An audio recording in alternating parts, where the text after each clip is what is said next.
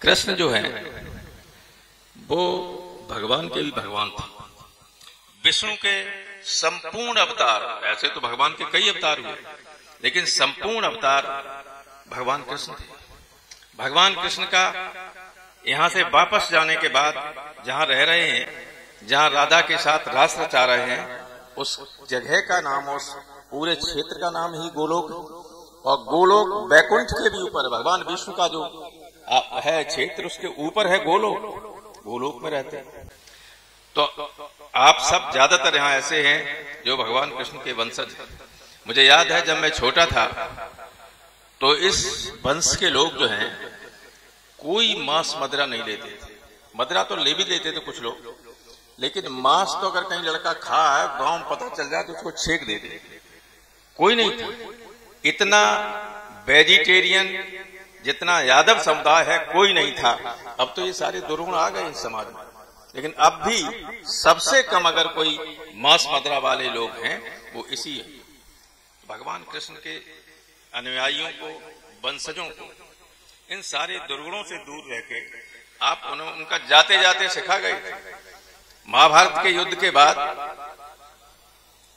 जब उन्होंने देखा कि द्वारिका के यादव में सब दुर्गुण आने लगे हैं, तो जैसे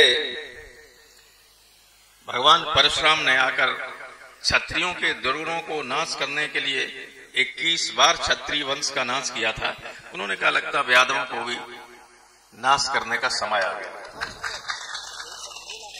क्योंकि गांधारी ने जब शाप दिया था, महाभारत के बाद मिलने गए वहां, तो उन्होंने कहा हे शिव भक्तनी मां, मैं अब जा रहा हूं। तो वो जान रहे थे कि शाप देने वाली। तो गांधारी ने कहा कि जैसे मेरे खानदान में कोई पानी देने वाला नहीं रहा, वैसे ही तुम्हारे यादव वंश में भी कोई पानी देने वाला नहीं। तो कृष्ण ने कहा कि मैं चाहूं, मैं सारे सापों से ऊपर हूं, मैं चाहूं तो इस साप को अस्वीकार कर सकता हूं, और ये साप हमारा कुछ नहीं बिगाड़ सकता, लेकिन तुम्हारे साप को मैं स्वीकार करता हूं। तो जब वो गए तो आप जानते हो कि ये लोग शराब पी के समुद्र में खेल रहे थे छुआ छुआरिया, उसमें लड़ाई झगड़ा हो गया। लड़ाई झगड़ा हो गया तब ये पटेरा होता ना, तालाबों में खड़ा रहता, ये एक्चुअली जो दुर्वासा ऋषि ने शाप दिया था, और दुर्वासा ऋषि जा रहे थे द्वारका से वापस, तो यादव के लड़कों ने कढ़ाई पेट में बांध ली। कहा ऋषि जी इसमें क्या पैदा होगा? अब उस ऋषि से मजाक करना कितना पूरे वंश को घातक सिद्ध हुआ। गुस्सेल थे। एक बार उन्होंने सुन लिया, फिर लड़के आगे गए कि महाराज बताया नहीं आपने कि इसमें क्या पैदा होगा? कढ़ाई बांधे थे।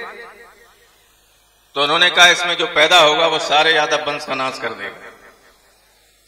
तो जो द्वारिका में पता चला, उन्होंने कहा क्या होगा? तो उस कढ़ाई को घिस के समुद्र में फेंक दिया। कैसा घिस के करो, कुछ बचे ही नहीं, कढ़ाई बाहर फेंक दिया। तो वो देखिए साफ था।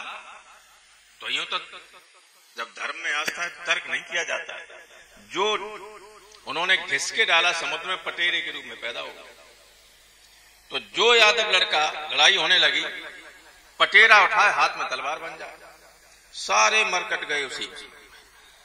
एक केवल जो कड़ा था वो एक बहेलिया को मिल गया, जो उसने घिस के अपने तीर की नोक पे लगा दिया। कृष्ण का जाने का वक्त होगा, बलराम से कहा अब दाऊ जाने का वक्त हो गया, चलो। तो वे तो शेषनाग थे, वो अपने शेषनाग बन के चले गए समुद्र में। वहां से अपने जहां लोक पे जाना था, वो एक पीपल के नीचे बैठ गए, पैर ऊपर करके रख के जैसे पद्मासन में बैठते हैं। तो उनके पैर में पद्म था जो चमक रहा था। बहेलिया शिकार करने के निकला था, उसे लगा कि ये कोई हिरन की आंख का होगा। उसने उसे तीर मारा, उसी में लगा, कृष्ण की मौत हो गई। उन्हें तो जाना था, वो जानते थे ही होना। वो दुर्वासा ऋषि के सांप को भी फेल कर सकते थे, चाहते तो बाण, वो तीर कुछ नहीं भगवान कृष्ण का बिगाड़ सकता था। लेकिन भगवान कृष्ण तो कृष्ण थे, उन्होंने सभी स्वीकार किया। और यही नहीं,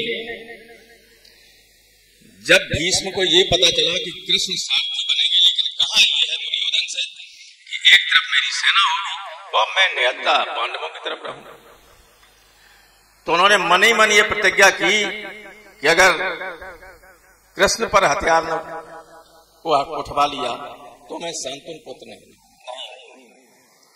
तो एक दिन युद्ध जब हो रहा था उससे पहले उन्होंने सुबह कहा था, दुर्योधन जब कहा कि देखिए कृष्ण के रहते कुछ नहीं हो सकता, तो उन्होंने प्रतिज्ञा की थी कि आज जो हर पे अस्त्र ना कहाऊं तो लाजो गंगा जननी को शांतनु सुत न कहा।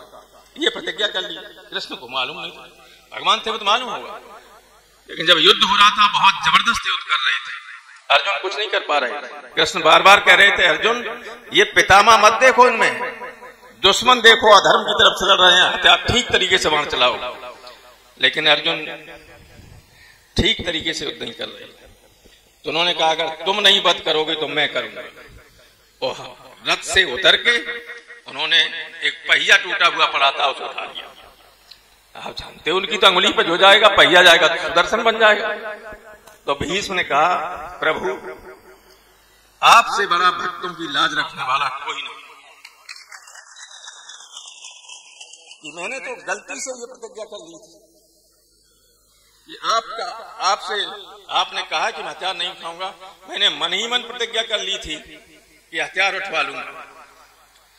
आप चाहते नहीं उठाते, लेकिन आपने मेरी प्रतिज्ञा का सम्मान किया। आप मुझे मार दें, मुझे कुछ नहीं। तब तक अर्जुन ने आया, कृष्ण को पकड़ के ले गया कि केशव चलिए रथ पर, मैं ठीक तरीके से लड़ूंगा।